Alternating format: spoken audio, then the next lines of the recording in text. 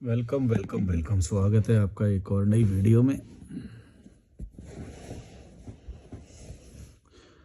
विजय छाबड़ा 6325 बोल रहे हैं, विदेश घूमने से कोई बड़ा नहीं होता, ग्रोथ होनी चाहिए।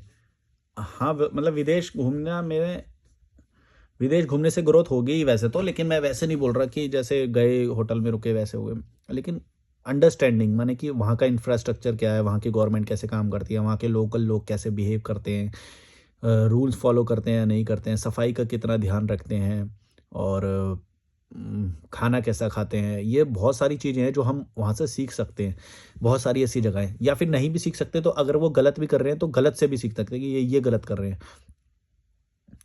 वहाँ पे धूल उड़ती है कि नहीं, पीने का पानी कैसे ईज़िली वहाँ पे अवेलेबल है, हैं? लोग कितने सिविक सेंस है उनमें, या फिर ऐसी बहुत सारी चीज़ें जो हम ग्रैब कर सकते हैं, लेकिन वो भी उसी का ही होएगा जो ऑब्जर्वेशन जिसकी होएगी। वरना फिर लोग जाते हैं ऐसे थाईलैंड घूम घाम के आ जाते हैं, रहते वो वैसे ही हैं कीड़े मकोड़े, और वो उसी को ही विदेश यात्रा बोल देते हैं तो थाईलैंड घूमने को। तो लेकिन वही है कि अगर जिसकी ऑब्जर्वेशन पावर होगी वो तो यहाँ पे भी सीख लेगा, और विदेश जाएगा तो थोड़ा ज़्यादा कर लेगा। ये तो है, फ़ायदा तो है, ऐसा नहीं है कि ग्रोथ नहीं होती। बाकी तुम ग्रोथ किसको मान रहे हो ये तुम भी बताओ। मैं तो मानता हूँ कि भाई विदेश घूमने से बहुत ज़्यादा ग्रोथ होती है, और नई नई चीज़ें सीखने से भी ग्रोथ होती है, लैंग्वेज सीखने से भी होती है, कल्चर सीखने से भी ग्रोथ होती है। बाकी तुम्हारा ग्रोथ का क्या पैमाना है, मेरे को तो पता नहीं भाई। तुम्हारा होगा कुछ, मेरे को नहीं पता। लेट्स डिस्कवर 6955 बोल रहे हैं, एकदम बढ़िया कंटेंट भाई। नए नए लोगों को लाओ जिन्होंने अपने कंफर्ट जोन तोड़ कर स्टेप लिया है, आई मीन जर्नी। अगर देखो, ऐसे लोग अगर कैमरे पे आना चाहते हैं तो मैं तो कोशिश करता हूँ कि आ जाएं ऐसे लोग और अपनी कहानी बताएं, या फिर कॉल पे भी जो मेरे को अपनी वो बताते हैं। वो भी मैंने एक नया शुरू किया है कि अब जो कॉल आते हैं मैं उनको रिकॉर्ड कर लेता हूँ और उनकी परमिशन से उसको अपलोड भी कर देता हूँ। तो आप भी अगर कुछ चर्चा करना चाहते हो, कुछ शेयर करना चाहते हो, या फिर कुछ डिसएग्रीमेंट है तुम्हारा मेरे साथ कि भाई ये वाली बातें तुम गलत करते हो, तो हम डिबेट कर सकते हैं कॉल पे, और वो जाएगी पब्लिक में, माने कि इसमें अगर तुम उस चीज़ के लिए रेडी हो, अगर तुम्हारी परमिशन होगी तो फिर मैं उसको डाल दूंगा ऑनलाइन। तो अगर कोई भी ऐसी बात है जो तुम्हें लगता है कि मैं गलत करता हूँ या फिर मैं गलत कर रहा हूँ, तो वो तुम कॉल पे मेरे से बात कर सकते हो। और उसका चार्ज तो मैंने लिख ही रखा है इंस्टाग्राम के बायो में, तुम्हें मिल जाएगा कि कैसे कांटेक्ट करना है, और ईमेल भी डिस्क्रिप्शन में रहता ही है। तो वो चर्चा हम कर सकते हैं कॉल पे शेड्यूल करके, और फिर हम उसे अपलोड करेंगे, देखेंगे फिर तुम्हारी बातें सही है या फिर मेरी सही है, या फिर लोग उसके बारे में क्या सोचते हैं। माने एक प्यार से डिस्कशन हम कर सकते हैं, ज़रूरी नहीं है हमें लड़ाई करनी हो डिसएग्रीमेंट के लिए। तो कॉल करो अगर तुम्हें लगता है कि तुम मेरे मेरे कुछ विचारधारा को बेहतर कर सकते हो जिससे मेरी लाइफ ईज़ी हो जाए। ऐसे सिर्फ हवा वाली होएगी तो मेरे को नहीं करवाना, मेरे को हवा वाली नहीं चाहिए कि ईज़ी भी ना होए। ये कुछ ऐसा बात बात करना जिससे मेरी लाइफ ईज़ी हो जाए।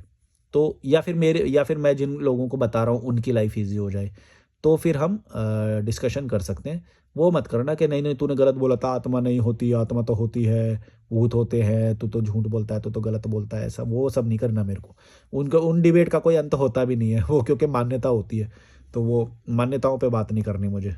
और कुछ बात हो तो फिर कर सकते हैं।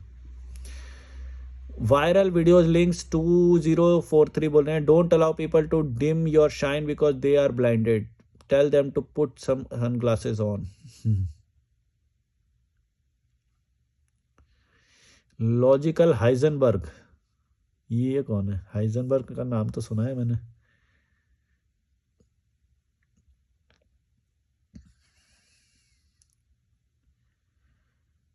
द एकेडमिक विकिपीडिया 604 बोल रहे हैं, मैंने भी आफ्टर 2019 से ही गवर्नमेंट जॉब की प्रिपरेशन करना शुरू कर दी थी, और आज भी घर वालों की बातों में आकर लगा हुआ हूँ। तो मत लगो, अगर नहीं मन कर रहा है तो मत लगो। हम भी चाहते हैं कई बार कि सिक्योरिटी होए, तो किसी और पे मत डालो। कभी कभी होता है कि वो 60% उनका जोर है और 40% तुम्हारा भी लालच है, तो मिक्स भी होता है कभी कभी। तो ऐसा नहीं है कि किसी के ऊपर पूरा ही डाल दिया जाए, कभी कभी हमारा भी लालच होता है, और नहीं है लालच तो फिर छोड़ दो पूरी तरह से, फिर क्यों कर रहे हो? तुमको भी तो उनके द्वारा दी गई सिक्योरिटी या उनकी प्रॉपर्टी या इनका लालच हो सकता है। जो घर में तुम्हें खाना बना के खिलाया जा रहा है उसका तुम्हें लालच है। अगर नहीं है तो वो जो कर रहे हैं उसके कोई वैल्यू नहीं है। तो फिर तुम उनको छोड़ दो, निकल जाओ मेरी तरह, बाहर चले जाओ, बढ़िया है, ज़्यादा आज़ाद रहोगे। उमल 1998 बोल रहे हैं, hi everybody, don't influenced by anyone, just follow your heart intuition, use your intellect because everyone's life situations are different, so everybody should prioritize accordingly. Don't follow anybody blindly. You can be impressed by anybody's life choices, lifestyle, etc, but to follow in your own life is just clear foolishness. हाँ, ये बात सही है। कुमार बोल रहे हैं, मैं जब तक रिश्तेदार को पैसा दिया तब तक मेरा कदर किया, देना बंद कर दिया वो लोग पूछते भी नहीं। हाँ, तो वो तो ह्यूमन नेचर है ना, इसमें क्या बात है। तुम्हारे इसमें रिश्तेदार रख दो, दोस्त रख दो, भाई बहन रख दो, माता पिता रख दो, बेटे रख दो, बहू रख दो, कुछ भी रख दो, इंसान बाय नेचर ही सेल्फिश होता है, ये बात वो होती है। और अगर तुम प्रोवाइड कर रहे हो उन्हें कोई भी फैसिलिटी, पैसे या फिर कोई भी हेल्प, मदद जो भी तुम कर रहे हो उनकी,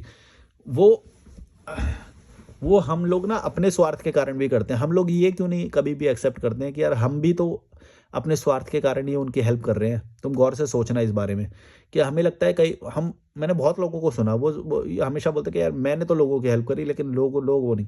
तो भाई तुम इमोशनल फूल हो ही क्यों, फिर मत बनो इमोशनल फूल। ऐसा तो फिर वरना तो हर किसी की लाइफ में ऐसा आता ही है वैसे, कि उन्हें लगता है कि भाई मैंने तो अपना ड्यू निभाया लेकिन उन्होंने अपना वो नहीं करा, है ना।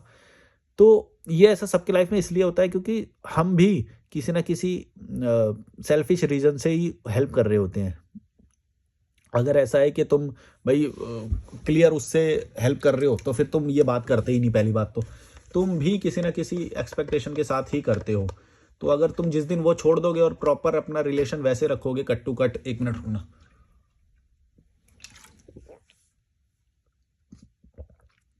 पानी पी रहा हूँ। कोई लोग सुनते भी हैं उनके लिए मैं बोल रहा हूँ, वैसे तो जो देख रहे हैं उनको तो पता ही है पानी पी रहा हूँ, पर कई लोगों ने मेरे को बताया कि हम बस सुनते हैं तुम्हारी आवाज़, मतलब ईयरबड लगा के बस सुनते हैं।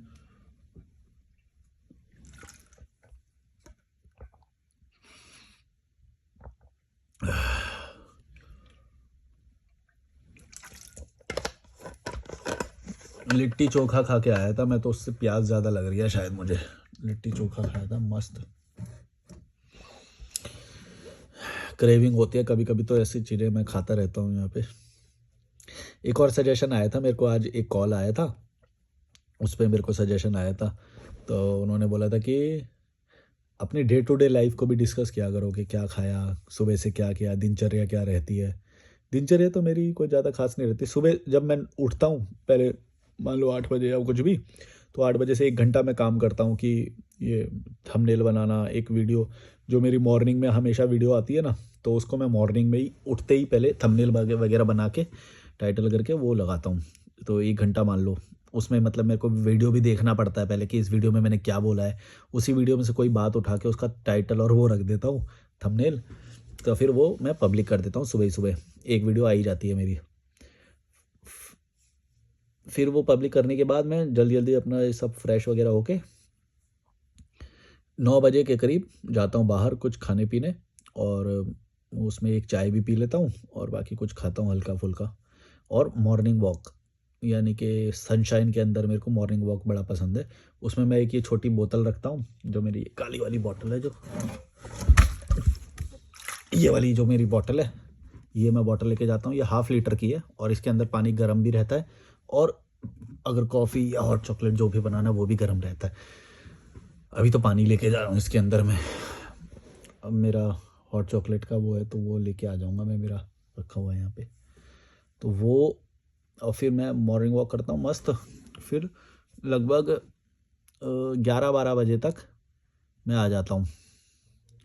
फिर थोड़ा आराम करता हूँ और वो सब, और साथ में मैं ये सब करते जब मैं निकलता हूँ तो केले वगैरह भी लेके आ जाता हूँ, ताकि दोपहर में अगर भूख लगे या वो सब, तो उसके लिए भी केले रहते हैं। जब भी मैं बाहर जाता हूँ तो केले ज़रूर लेके आता हूँ, तो वो केले खा लेता हूँ अगर भूख लगती है ऐसा कुछ। तो फिर मतलब लगभग शाम तक फिर मैं यहीं पे रहता हूँ। फिर शाम को एक और वॉक करने जाता हूँ जिसमें मैं कुछ भी बढ़िया सा खा लेता हूँ, और कभी कभी एक आध चाय पी लेता हूँ। और फिर वहाँ पे घाट पे थोड़ा वॉक करता हूँ, घाट पे या फिर कहीं पे भी जहाँ पे मेरे कोई कभी-कभी नई जगह मिल जाती है मुझे, तो नई जगह पे भी जहाँ पे मुझे अच्छा लगे वहाँ चला जाता हूँ। फिर वॉक करता हूँ, फिर इस टाइम तक लगभग वापस आ जाता हूँ। फिर यहाँ पे हम रात में कभी तो टेबल टेनिस खेलते हैं या कभी कोई नए-नए गेस्ट आ जाते हैं तो फिर उनसे बात करते हैं हम। कभी कुछ ऐसे ही टाइम पास करते हैं और फिर लगभग रात में हम सो जाते हैं। और शाम को भी मैं जब गया ही था, अभी शाम को जब गया था तो फिर केले भी लेके आ जाता हूँ मैं। तो यही है बस, दिनचर्या तो बहुत ज़्यादा वो नहीं है, पर मैं सोच रहा हूँ कि जिम को ऐड कर लूँ मैं किसी तरह से। पर पता नहीं क्यों, कभी तो ज़रूरी लगता है, कभी तो नहीं लगता है। ऐसा क्यों होता है पता नहीं। कभी तो ख़्याल भी नहीं आता। और मैं हमेशा ये मानता हूँ कि जिस चीज़ का तुमको ख़्याल ही नहीं आ रहा, वो चीज़ें हो सकता है तुम्हारे साइकोलॉजिकली तुमको लग रही है ज़रूरत, पर वो है नहीं ज़रूरी। मतलब हो सकता है बस मेरे को लग रहा हो ऐसा कि वो ज़रूरी है जिम या वो। और डाइट भी बढ़ जाएगी, मतलब यहाँ पे डाइट मेंटेन करना थोड़ा-सा वो पड़ जाएगा, क्योंकि ये तपोवन एरिया जो है ना, थोड़ा प्रीमियम एरिया है। यहाँ पे प्रोटीन और वो सब मैनेज करना थोड़ा-सा, डाइट को मैनेज करना मुश्किल हो जाएगा। दिल्ली में रहता तो अपने घर पे वो तो मैं ईज़िली कर लेता। और ठीक है, वो अभी जैसे मेरा ये जो लाइफ़स्टाइल है इसमें भी मैं अच्छा खासा मैनेज कर पा रहा हूँ। ड्राई फ्रूट्स रखता हूँ मैं और प्रॉपर खाना खा लेते हैं। अभी तो यहाँ पे रिजवान भी नहीं है, रिजवान भी गोवा में है अभी, तो कुकिंग ज़्यादा हम नहीं कर रहे हैं अभी, वरना कुकिंग भी कर लेता हूँ जब मन करे थोड़ा बहुत ऐसे ही।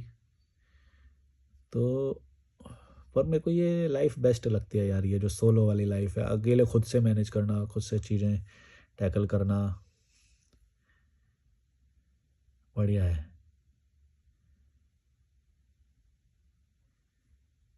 मैंने हॉस्टल लाइफ ना जी नहीं थी जब कॉलेज वगैरह में थे या उसमें ना, तो ये सब जिया नहीं था। मतलब पहले तो सरकारी स्कूल में ही पढ़े, फिर जो जो डिग्री थी, बीकॉम की डिग्री थी वो भी वो थी कॉरेस्पॉन्डेंस वाली। फिर एमकॉम की डिग्री थी वो भी कॉरेस्पॉन्डेंस वाली, तो दोनों में ही खास क्लासेस हमारी लगी नहीं, थोड़ी बहुत क्लासेस जो होती है वो वीकेंड वाली वो लगती थी। इसके अलावा जब सीएमए की जब कोचिंग करे थे वहाँ पे हमने अच्छा खासा थोड़ा इन्जॉय किया। इन्जॉय मतलब वो जो बहुत ही, वैसे तो इंटेंस ही होती थी कोचिंग, तो इंटेंस ही होती थी भाई। लगातार पहले 2 घंटे की क्लास, फिर 10 मिनट का टाइम है, खा लो छोले रोटी। वो जो मतलब रोटी लेके जाते थे और छोले खरीद के 10 रुपए के, उससे रोटी खा लेते थे, है ना? तो और फिर वो खा लिया, फिर तुरंत अगली क्लास, फिर तुरंत अगली class, 3 classes back to back 6 घंटे की, कौन बैठेगा बताओ? हम बैठते थे। ये होता है, मतलब बहुत ही कठिन शेड्यूल रहता था हमारा वहाँ पे। लक्ष्मी नगर में होती थी हमारी क्लासेस। लक्ष्मी नगर में ही मेरा पहला जॉब भी था। तो अ,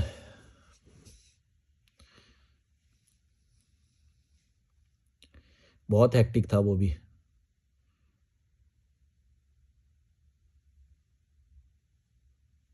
कभी मैं सोचता हूँ यार, मैंने मेहनत तो बहुत करी है यार, पर ठीक है, उसका फ़ायदा शायद मुझे अभी मिलता है। वो सीखने का मेरा प्रोसेस था। अभी जैसे तुमको बताया तो मेरे को याद आया यार, मैंने तो बड़ी हेक्टिक क्लासेस ली हैं यार, बहुत मतलब रात-रात में यूपीएससी की भी फिर मैंने जब वो कोचिंग करी थी, तो रात-रात में और मैं तो एक दिन में 18-18 घंटे बोलता हूँ मैं तो, 18-18 घंटे। वैसे ये ह्यूमनली पॉसिबल नहीं है, पर मैं उन सबको गिन रहा हूँ कि भाई मैं नहाते हुए भी क्लासेस सुनता था, बाथरूम में भी क्लासेस सुनता था, कुछ चाय-वाय बनानी है उससे के मतलब पूरी रात तो चलती ही थी मेरी क्लासेस, पूरी रात मैं देखता था।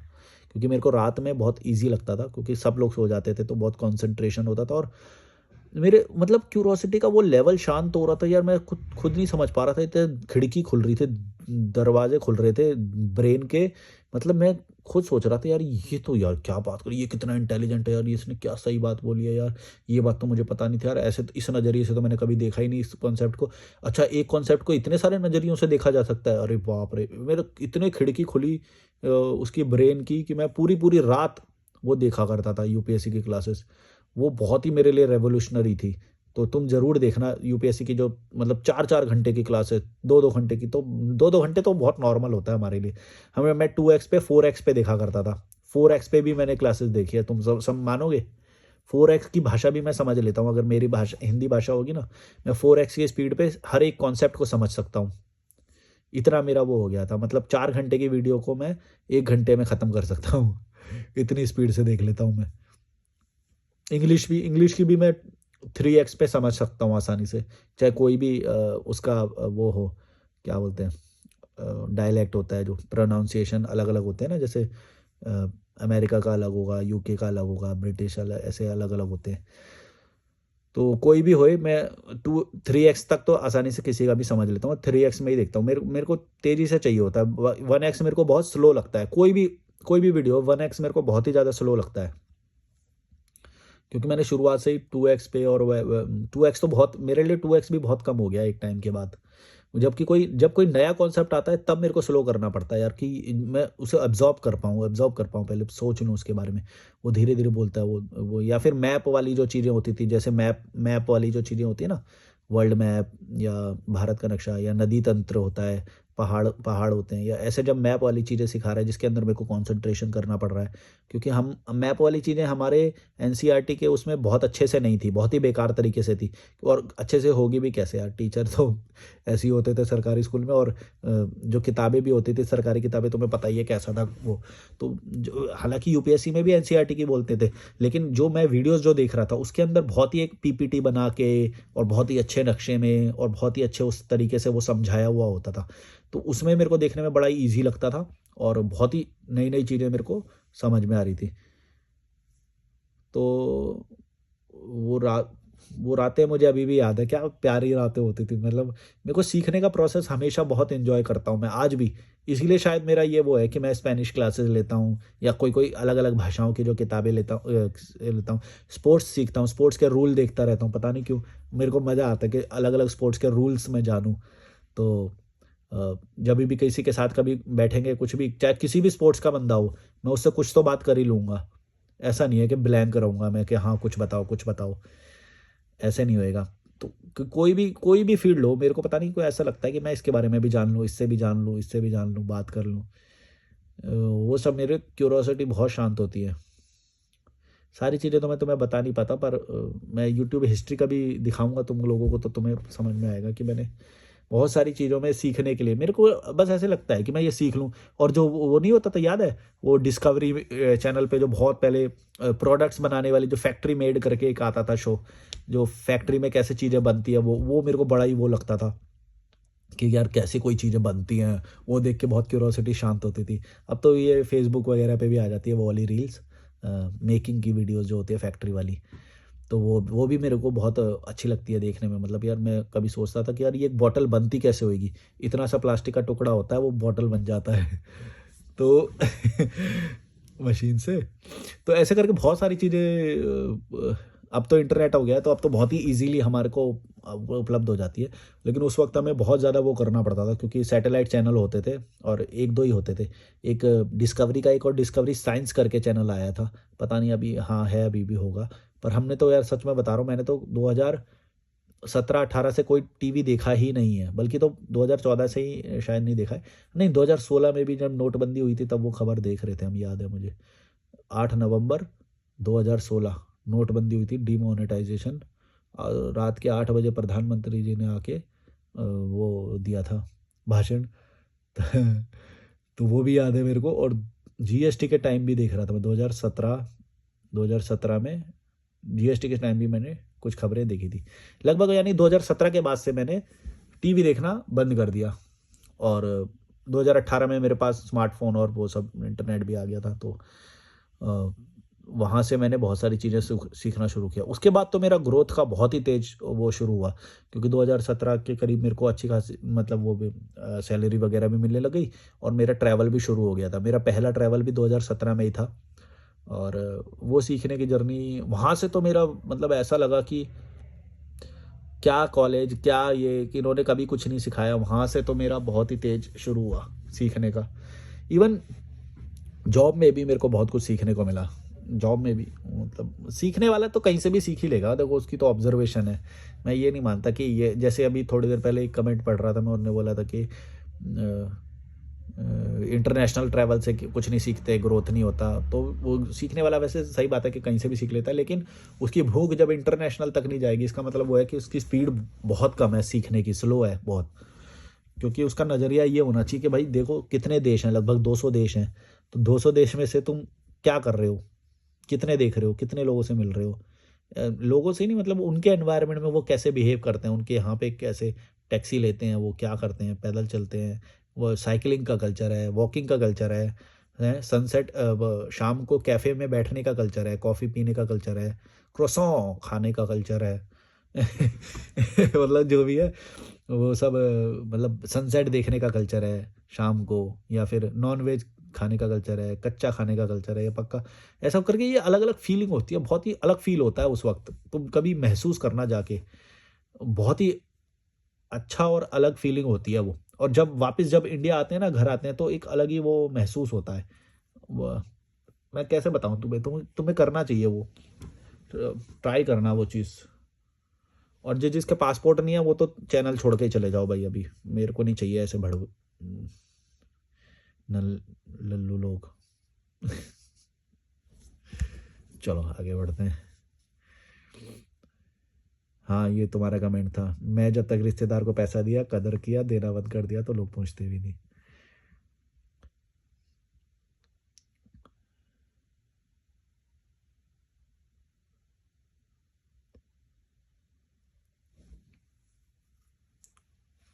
मैं सोच रहा हूँ कि सारे टॉपिक में से पहले ना स्क्रीनशॉट कर लिया करूँ कि किस कमेंट पे बात करनी है। मेरा वरना पॉज़ आ जाता है ऐसे बात देखते-देखते कि ये पढ़ रहा हूँ मैं। सर आपके अंदर थोड़ा मराठी का कीड़ा घुसते हुए दिख रहा है मुझे। Good evening Malik ji, good evening वाला बहुत आता है। हाँ, ऐसे पढ़ लेता हूँ जो जल्दी-जल्दी, क्योंकि मैं मन में पढ़ूँगा तो तुम्हें वो लगेगा। वो जो बबीता चौहान 6699 बोल रही हैं, वो जो कहावत है कि चार लोग क्या कहेंगे, वो चार लोग कोई और नहीं अपने ही होते हैं। माँ बाप सिर्फ इसलिए बच्चों के डिसीजन के अगेंस्ट नहीं होते कि लोग क्या कहेंगे। बात और गहरी है।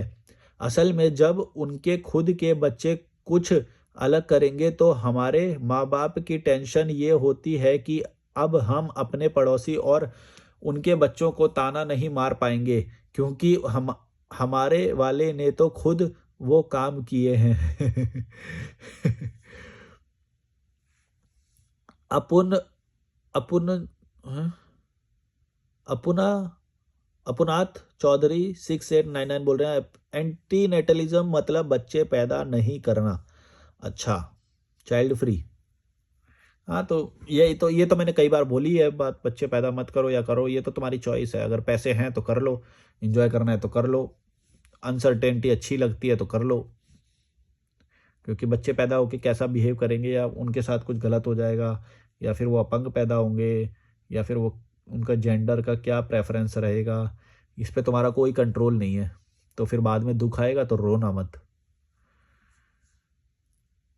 ऋषिकेश में रुकना है मुझे, कोई हॉस्टल बता दो, हॉस्टल का एड्रेस बता दो।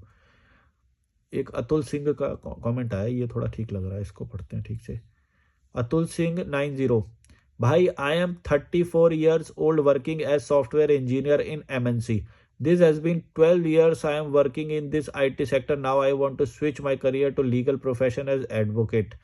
Am I thinking right? And what should be roadmap for career switch? Software engineer से एडवोकेट, पता नहीं, इसकी तो लीगल प्रैक्टिस ही होती है। अब तो फिर प्रैक्टिस मेन चीज़ पता है क्या होती है ऐसी चीज़ों में ना। तुम एक और तुम्हें चीज़ बताता हूँ। ये अच्छी बात है कि तुम बनना चाहते हो या वो बनना चाहते हो, लेकिन एक और प्रैक्टिकल फैक्टर जो हम लोग नहीं कंसीडर कर पाते। हम कई बार ये होता है कि अपने ऊपर कुछ ज़्यादा ही भरोसा कर लेते हैं और प्रैक्टिकल चीज़ को नहीं कंसीडर कर पाते। वो है कॉन्टैक्ट्स, यानी कि तुम्हारे कॉन्टैक्ट्स कितने हैं उस इंडस्ट्री में, यानी लीगल प्रोफेशन में जो ऊंचे लोग हैं, जो ऊंचे वाले हैं, जिनकी बड़ी फर्म है, जिनकी हैं, जो जिनके पास बड़े क्लाइंट होते हैं, उनके साथ तुम्हारे डायरेक्ट कॉन्टैक्ट कितने हैं। वरना फिर तो तुम छोटा-मोटा करोगे या बोलोगे कि चलो मेरा इंटरेस्ट है, तो इंटरेस्ट के आधार पे तो जस्टिफाइड है कि तुम करना चाहिए तुम्हें। अगर इंटरेस्ट है तो मज़ा आएगा तुम्हें।